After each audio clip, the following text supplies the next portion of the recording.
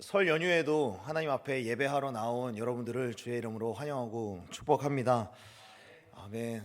우리 설날이니만큼 우리 옆 사람이랑 인사 한번 해볼까요? 우리 2주 전에 함께 나눴던 인사인데요.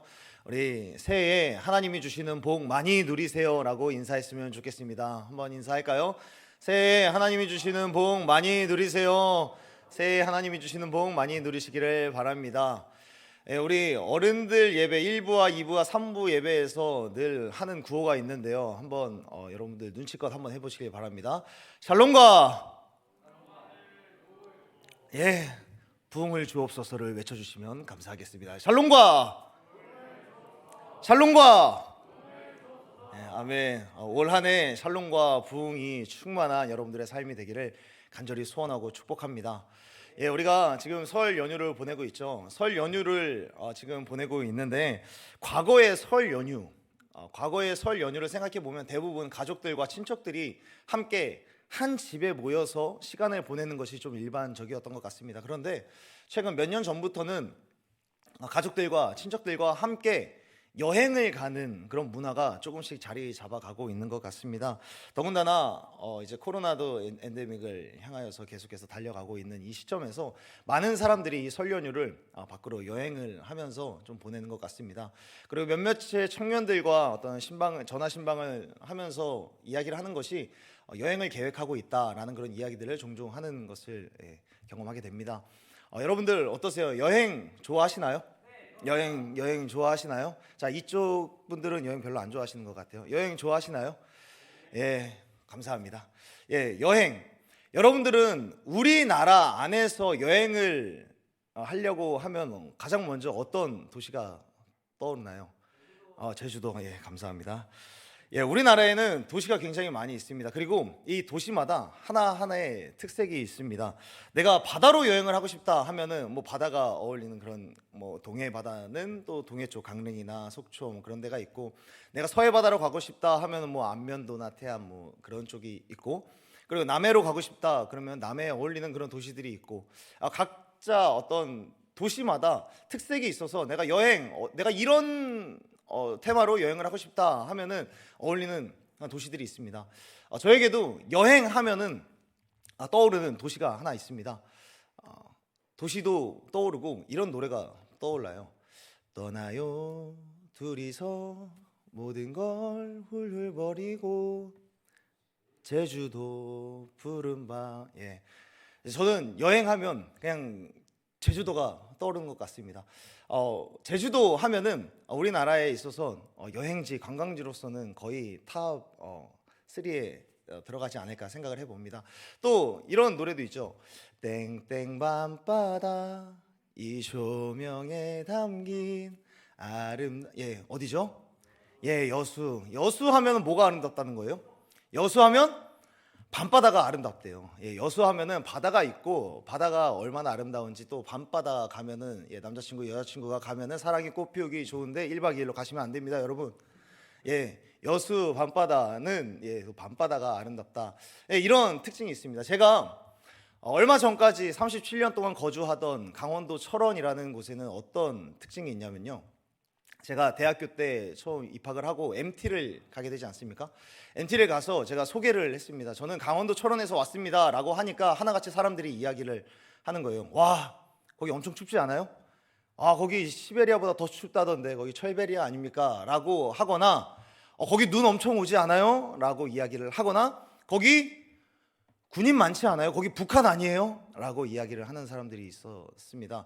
여러분, 철원은 그런 곳이 아닙니다. 철원은 한탄강이라고 하는 아름다운 강줄기가 흐르고 있고요, 얼마 전에 세계 유네스코에 등재된 지질공원도 있는, 주상절리가 굉장히 아름다운 관광지로 조금씩 떠오르고 있는 그런 동네입니다.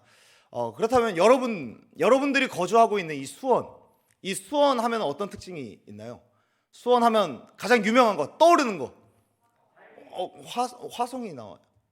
갈비 나오고. 수원하면 저는 한 2달 정도 지금 수원에서 살면서 딱 떠오르는 건 사실 없는 것 같아요. 근데 지금 딱 생각나는 게 하나가 있어요. 수원하면 뭐가 떠오릅니까? 온사람교회 청년부가 저는 생각납니다. 아멘. 저는 수원 하면 아직까지는 수원 온사랑교회 청년부가 생각이 나는 것 같습니다. 제가 왜 이 이야기를 하냐면 오늘 본문 말씀에 나와 있는 우리 함께 읽었던 본문 어떤 책이죠? 에베소서라고 하는 책이죠. 에베소서라고 하는 책은 어떤 책입니까? 에베소서라고 하는 이 책은 에베소에 있는 성도들에게 보내는 하나님의 편지입니다. 에베소라고 하는 지역에 보내는 하나님의 그리고 바울의 편지이죠. 이 에베소라고 하는 동네에도 특색이 있었는데 하나님께서 이곳에 왜 이런 편지를 쓰셨을까 하는 것들을 우리가 함께 생각해 봤으면 좋겠습니다.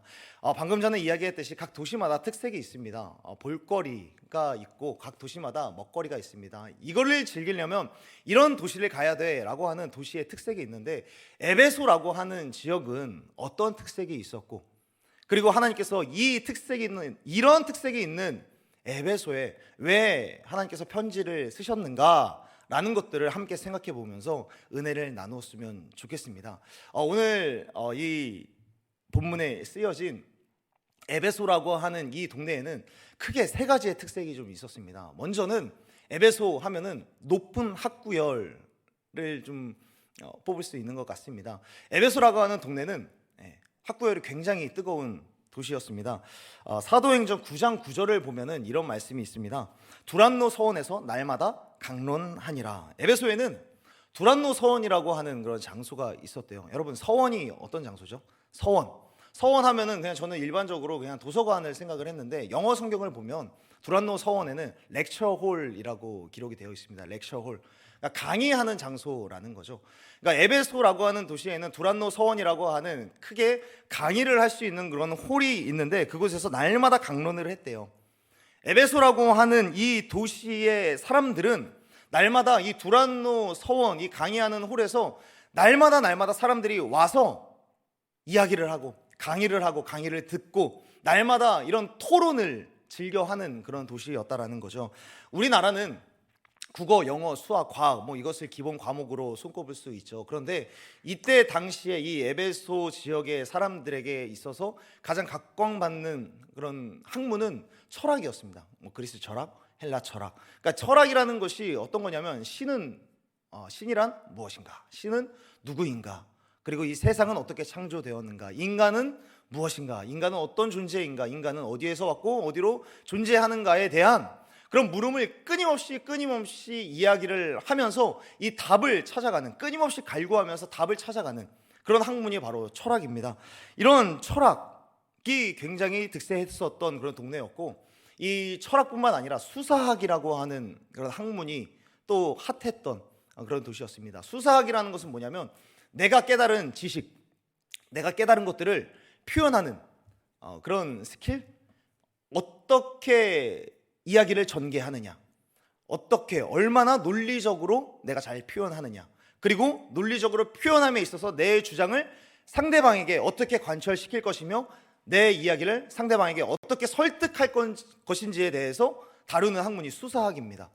그래서 이 부분에 대해서 굉장히 유명했던 사람이 아리스토텔레스라든지 플라톤이라든지 테스 형, 우리 소크라테스 형님이 계십니다. 그러니까 이런 사람들이 많이 있었던 곳이 에베소였던 것입니다. 그래서 이 당시에 이 에베소라고 하는 지역은 높은 학구열을 가짐으로써 사람의 이성을 좀 중시하던 그런 도시가 바로 에베소였습니다. 자, 두 번째 특징은 뭐였냐면 돈을 굉장히 많이 버는 도시였습니다. 돈을 굉장히 많이 버는 것과 동시에 술을 많이 먹는 도시, 그리고 술만 먹는 것으로 끝나는 것이 아니라 성적으로 굉장히 문란했던 그런 도시가 바로 에베소입니다. 그냥 단순히 돈만 많은 것이 아닙니다.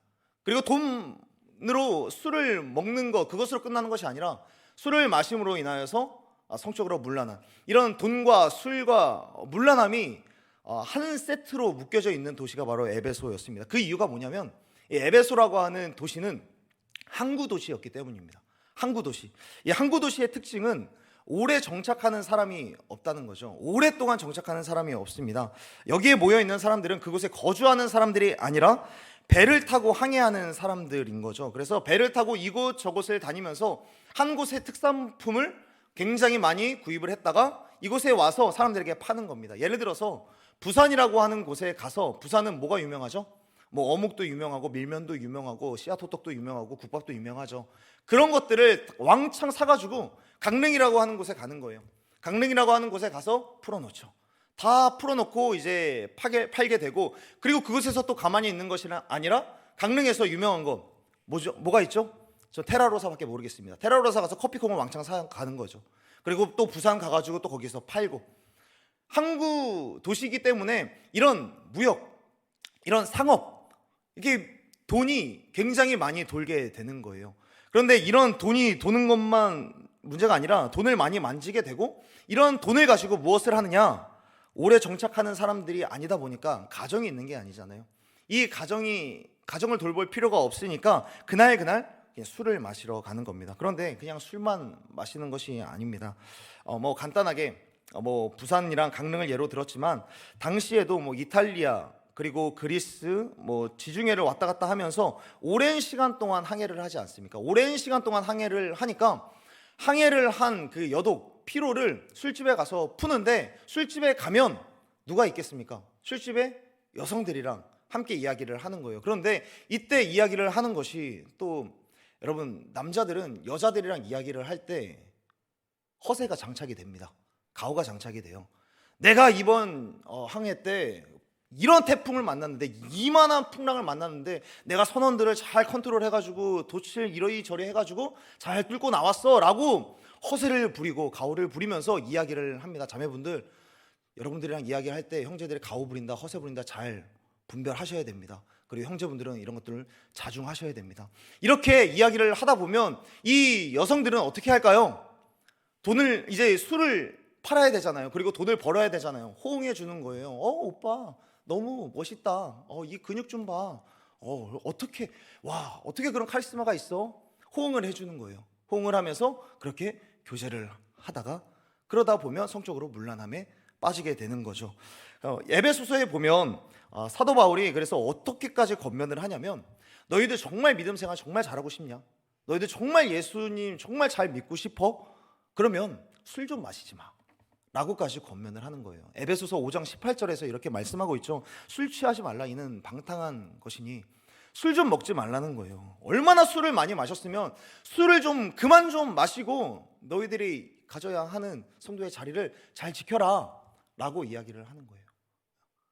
성도가 되었음에도 불구하고 술을 많이 마시니까, 그러니까 하나님을 믿지 않는 그런 사람들은 얼마나 많이 술을 마셨겠습니까? 뿐만 아니라 술을 많이 마시면 성적으로 문란해지기 때문에 사도 바울은 술 취하지 말라, 이는 방탕한 것이니 라고 이야기를 하고, 5장 22절부터 부부관계, 가정과의 관계를 잘 지키라라고 권면을 하고 있습니다.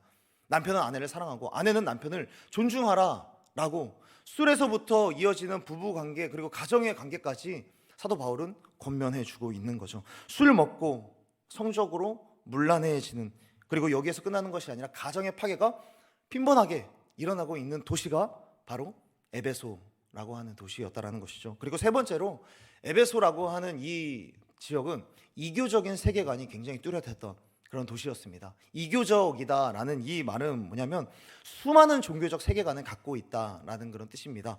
우리가 믿는 기독교적인 세계관은 유일하신 하나님, 유일신 개념, 유일신의 신념이 뚜렷한 그런 종교이죠. 그런데 이때 당시에 수많은 사람들은, 그리고 이때 에베소 동네의 사람들은 아까 전에 철학이 굉장히 각광받는 학문이었다라고 말씀하지 않았습니까? 신은 무엇인가? 신에 대한 갈구가 있었습니다. 신은 이런 존재일 거다. 신은 또 우리에게 어떻게 행동하고 신은 우리에게 어떻게 간섭하는가에 대해서 생각을 하는데, 우리의 인간의 이성으로 계속해서 다가가다 보니까 여러 존재를 만드는 거예요. 그렇게 만들어진 게 그리스 로마 신화겠죠. 그리스 로마 신화에 입각해서 그들은 세계관을 꾸려 나가는 겁니다. 그래서 그들은 신은 하나가 아니라 굉장히 다양한 신이 있다라고 믿었습니다. 제우스 신도 있고 헤라클레스도 있고 뭐 아프로디테도 있고 뭐 포세이돈도 있고 별의별 신이 다 있는 거예요. 그런 세계관 속에서 특별히 이 도시는, 성경에 보면 이 도시는 아데미라고 하는, 아르테미스라고 하는 신을 섬기는 그런 문화가 자리 잡고 있었습니다. 아데미는 아예 아르테미스라고 하는 신인데, 아르테미스라는 신을 숭배하는 도시, 이 아르테미스라고 하는 신을 섬긴다라고 하는 그런 자부심이 굉장히 있었습니다. 왜 그러냐면 그 도시, 에베소라고 하는 도시의 가장 높은 곳에 하나의 신전이 세워져 있었기 때문이에요. 아데미 신전이라고 하는 이 신은 크기가 어느 정도의 크기의 신전이었냐면 약 길이가 130m, 그리고 폭이 69m, 그리고 높이가 한 18m, 그리고 그 안에 대리석으로 된 기둥이 127개가 가장 높은 곳에 있었다라고 합니다. 여러분, 가장 높은 곳에 그 당시의 기술력으로 과연 가능했을까요? 그러니까 얼마나 많은 노동력이 착취되었을까요? 그러니까 그만큼 힘든 노동을 가지고 그런 신전, 굉장히 웅장한 신전, 축구장 크기보다 더 큰 신전, 이것을 어떻게 지었을까? 그래서 지금까지도 세계 7대 불가사의로 남아있는 건물이 아데미 신전이거든요. 그러니까 이런 건물이 우리 도시 가장 높은 곳에 세워져 있으니까 이 에베소 사람들은 우리는 저 아데미 큰 그리고 웅장한 저 신전이 있는 나는 아데미를 섬기는 사람들이야 라고 하는 그런 자부심이 있었던 거예요. 에베소라고 하는 도시 어디를 가도 저 신전이 보이니까 아데미 신이 우리를 다스리고 있구나, 이것이 자연스럽게 그들 가운데 묻어져 있는 거죠. 그래서 이 아데미 신을 섬기는 사람들이 어느 정도로 활동을 했냐면, 바울이 에베소에서 전도 활동을 하면서 이제 복음을 계속해서 전하지 않았습니까? 복음을 계속해서 전하는데 예수라고 하는 그 신을 이야기를 하니까 이 사람들이 굉장히 분노를 하는 거예요. 우리는 아데미라고 하는 저 신전을 봐봐, 저렇게 거대한 신전을 만든 아데미 신을 섬기고 있는데 어디 예수라고 하는 듣도 보도 못한 신을 가지고 들이대 라고 하면서 바울이 가는 곳곳마다, 그리고 바울의 일행이 가는 곳곳마다 옆에서 소리를 쳤다라고 성경은 기록하고 있어요. 그도다 에베소 사람의 아데미요, 계속해서 그거를 2시간 동안이나 계속해서 따라다니면서 외쳤다라고 이야기를 합니다. 그럴 정도로 에베소 사람들은 이런 정체성, 아데미 신을 섬긴다라는 그런 자부심이 굉장히 뚜렷했고, 이런 정체성이 가득했던 사람들이 바로 에베소 사람들입니다. 여기까지가 에베소 사람들의, 에베소라고 하는 도시가 갖고 있는 특색이었습니다. 높은 학구열과, 그리고 돈과 술과 성적으로 문란한, 그리고 이교적인 세계관을 갖고 있었던, 특히나 우상 숭배에 관해서 굉장히 그 색채가 짙었던 도시가 바로 에베소라는 지역이었습니다. 자, 여러분, 그러면 질문 하나 해볼게요. 그러면 이런 도시에 하나님께서는 왜 편지를 하셨을까요? 이런 도시에 과연 하나님의 복음이 가당키나 한 일일까요? 지금까지 말씀드렸던 이 에베소의 특징을 한번 생각해 보십시오. 거룩하신 하나님과 어울리는 도시입니까? 거룩하신 하나님과 어울리는 구석이라고는 한 군데도 없는 도시입니다. 높은 학구열을 내뿜으면서 자기 잘난 맛에 살아가는 사람들 천지에다가, 한편으로는 매일 술과 여자를 끼고, 그리고 남자와 쾌락을 즐기며 살아가는 수많은 남성, 여성들, 그리스 로마에 나오는 다른 신을 섬기는 이 도시를 과연 하나님은 이 도시를 과연 사랑하실까요? 과연 이 도시에 예수 그리스도라고 하는 그 이름이 새겨질만 한 그런 도시입니까? 이렇게 폐역한 도시인데 하나님이 과연 사랑하시겠냐라는 거예요. 이에 대해서 성경은 뭐라고 이야기를 할까요? 이에 대해서 이런 도시, 자기밖에 모르고, 그리고 나의 즐거움밖에 모르고, 그리고 하나님이 아닌 다른 신들을 섬기는 그런 사람들일지라도 하나님께서는 사랑한다 라고 말씀하시는 게 성경의 대답이고 하나님의 대답이었습니다. 에베소라고 하는 도시는 누가복음 9장에서 예수님께서 표현하신 대로 믿음이 없는 세대고 폐역한 도시의 본보기와도 같은 도시였습니다. 그럼에도 불구하고 하나님께서는 바울을 이곳에 보내셔서 하나님께서 너희들을 사랑한다 라고 하는 이런 메시지를 외치고 있을 만큼 하나님께서는 이들을 사랑하신다라는 것을 성경을 통해서 말씀해 주고 있습니다. 에베소를 사랑한다라는 증거 중에 하나가 무엇입니까? 바울을 그곳으로 보내셨다라는 거예요. 바울을 그곳으로 보내셨는데, 여러분, 바울이 전도 여행을 다니면서 평균적으로 한 도시에 얼마나 있었을까요? 평균적으로 1년이 넘지 않았습니다. 어느 곳이든 1년이 넘는 곳이 없어요. 그런데 에베소라고 하는 이 도시에는 바울이 몇 년이나 있었을까요? 3년이나 있었습니다. 3년 동안 그곳에서 복음을 계속해서 외치게 하신 거예요. 3년이나 그 자리에 있었던 것은 그만큼 복음이 들어가지 않았다라는 그런 반증이기도 하겠죠. 그러나 그럼에도 그들이 거부할지라도, 그들이 핍박하고 옆에서 크도다 에베소 사람들의 아데미어라고 계속해서 외치더라도 하나님께서는 바울을 그 자리에 3년 동안이나 계속해서 머물게 하시면서 내가 너희들을 사랑한다, 내가 너희들을 선택했다, 너희들은 내 것이다 라고 하나님께서 계속해서 외치게 하신 거예요. 나는 포기하지 않아. 나는 끝까지 너희들을 붙들 거야. 바울을 보내셔서 계속해서 끊임없이 말씀하신 겁니다. 그렇게 3년이라고 하는 사역의 시간을 마치고 나서 에베소를 떠날 때 바울이 에베소에서 얼마나 많은 고난을 견뎠겠습니까? 그런데 떠날 때 그 에베소 사람들과의 그 교제 속에서 어떤 모습이 보여집니까? 목을 안고 울면서 헤어지게 됩니다. 서로 사랑하는 관계가 되었다라는 거예요. 사랑이 없을 것만 같은, 사랑이 비치지도 못할 것만 같은 그곳에, 빛이 들어가지 않을 것만 같던 그곳에 하나님의 빛이, 하나님의 사랑이 들어가서 복음을 전했던 그 바울에게 사랑한다 라고 보내면서 그를 축복해주고 있는 거죠. 하나님께서는 바울을 보내셔서 끊임없이 말씀하신 거예요. 내가 에베소 너희를 사랑한다. 내가 너를 선택했다. 너희는 내 것이다. 사랑하는 청년 여러분, 사람들과의 관계에서는 조건이 많이 붙어요. 돈이 많아야, 그리고 외모가 좀 좋아야, 사회적 지위가 높아야 인정받고 멋있고 대단한 사람이라고 이야기를 합니다. 조건이 있어야, 어떤 사랑을 해줄 만한 어떤 모습이 비춰야 사랑한다라는 거죠. 그런데 우리 하나님께서는 어떠신가요?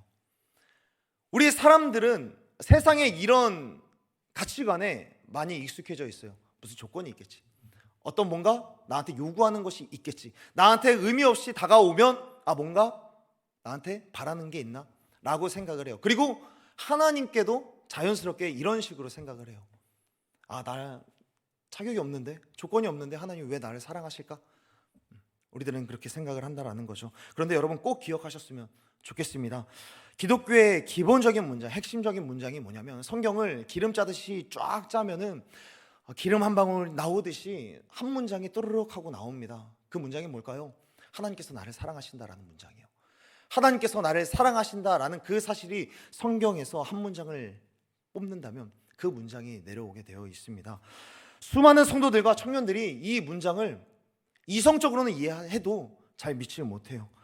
우리의 상식으로는 가는 말이 고와야 오는 말이 곱다, 이것이 우리가 사는 세상의 법칙입니다. 그런데 나를 조건 없이, 나를 무조건적으로 사랑한다고? 과연 맞나? 하나님 나한테 요구하는 게 뭐예요? 하나님 뭐 요구하니까 날 사랑하실 거 아닙니까? 라고 우리들은 반문하게 된다는 거죠. 그래서 성경은 끊임없이 우리들 가운데 여러 가지 이야기들로 우리를 설득하고 있습니다. 구약과 신약에서 계속해서 이야기하는 것이 무엇입니까? 내가 너희들을 사랑한다라는 거예요. 여러분, 니느웨라고 하는 도시를 아십니까? 니느웨, 아수르라고 하는 나라의 도시 그리고 수도였습니다. 그곳에 하나님께서는 요나 선지자를 보냅니다. 이 아수르의 니느웨라고 하는 도시는 어떤 도시였냐면, 그 당시에 수많은 사람들, 수많은 도시들, 수많은 나라들에게 저 민족은 너무나도 잔악무도하다, 너무나도 잔인하다, 사람이 어떻게 저렇게 잔인할 수 있을까라고 생각하면서 그 민족 앞에 치를 떨던 그런 사람들이, 그런 나라들이 굉장히 많이 있었습니다. 아수르라고 하는 나라, 그리고 그 아수르의 수도 니느웨라고 하는 그곳에 요나 선지자를 보내는데 요나는 안 가겠다라고 이야기를 하죠. 현실적으로 가능성이 없는 거예요. 어떻게 저 민족이 거룩하시고 또 사랑의 하나님을 어떻게 만날 수 있겠냐는 거죠. 저 사람들은 또 만나면 안 된다는 거예요. 하나님으로부터 사랑을 입어서는 안 된다라고 이야기를 합니다. 복음이 들어가도 저들은 자격이 없다라는 거죠. 그럼에도 하나님께서는 요나 멱살을 잡아서라도 그곳으로 보내십니다. 저런 도시라도 사랑한다라고 이야기하시는 거죠. 내가 니느웨를 사랑한다. 또 다른 성경 호세아라고 하는 이 성경을 보면 어떤 내용이 주를 이루고 있냐면, 호세아라는 선지자에게 고멜이라고 하는 여인을 사랑하라라고 말씀을 하세요. 호세아라고 하는 선지자에게 고멜이라고 하는 여인. 그렇다면 그 고멜이라고 하는 여인은 어떤 여인이었을까요? 간음하는 여인, 음행한 여인, 창녀였습니다. 그런 여인을 호세아에게 사랑하라라고 말씀하고 있는 거예요. 왜요? 우리를 향한 하나님의 사랑이 그렇다라는 거예요. 우리를 향한 사랑, 우리가 고멜과 같이 하나님을 앞에다가 두고 영적인 음행을 일삼는, 하나님을 앞에다가 두고 돈을 사랑하는, 하나님을 앞에다가 두고 이 세상의 명예와 지위와 잘된과 물질을 사랑하는 우리들, 그럼에도 호세아를 고멜에게 보내셔서 우리 가운데 말씀해 주시는 거죠. 그럼에도 내가 너를 사랑한다. 그럼에도 내가 너를 사랑할 거고, 그럼에도 내가 너를 선택했다라는 것, 그럼에도 내가 너를 책임진다라는 것을 호세아를 통해서 말씀해 주고 있는 겁니다. 팀 켈러 목사님이 쓰신 책 중에 방탕한 선지자라는 책이 있는데요, 이 책에서 요나의 심정에 대해서 이렇게 표현을 합니다. 요나는 하나님의 선하심 때문에 절망했다. 하나님의 선하심 때문에 절망을 했대요.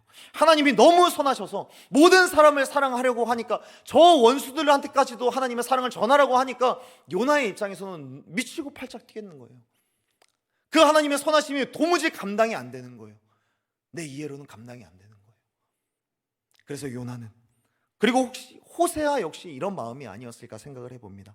기독교에서, 그리고 구약에서, 신약에서 계속해서 이야기하는 게 이거예요. 하나님의 사랑은 아무런 사랑받을 자격도 없는, 조건도 없는 너희들을 사랑한다는 게 반복적으로 외쳐지는 것, 이것이 바로 성경에서 계속해서 우리 가운데 말씀해주는 핵심 문장입니다. 세상의 기준으로 보면, 세상에서 말하는 그 사랑을 기준으로 보면, 세상의 가치관으로 보면 에베소 도시 그 사람들은 하나님의 사랑을 받을 수 없는 사람들입니다.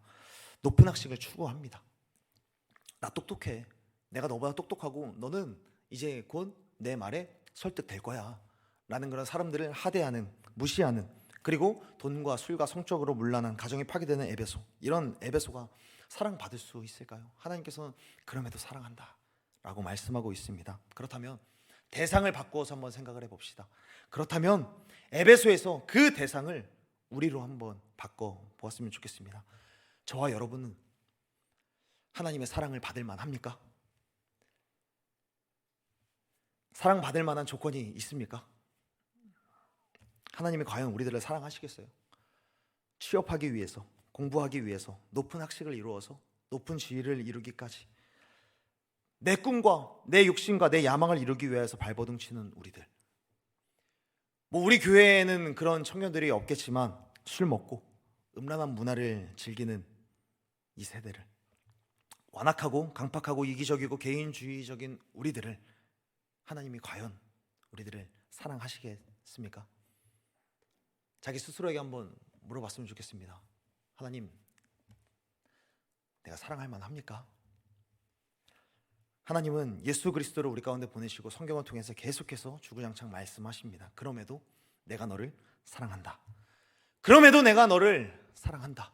내가 너를 선택했고, 내가 너를 지명하여 불렀고, 내가 너를 책임지고, 내가 너를 이끌 거고, 내가 끝까지 너를 따라갈 거야 라고 하나님께서 말씀하십니다. 아가서 1장 5절에서는 이렇게 말씀합니다.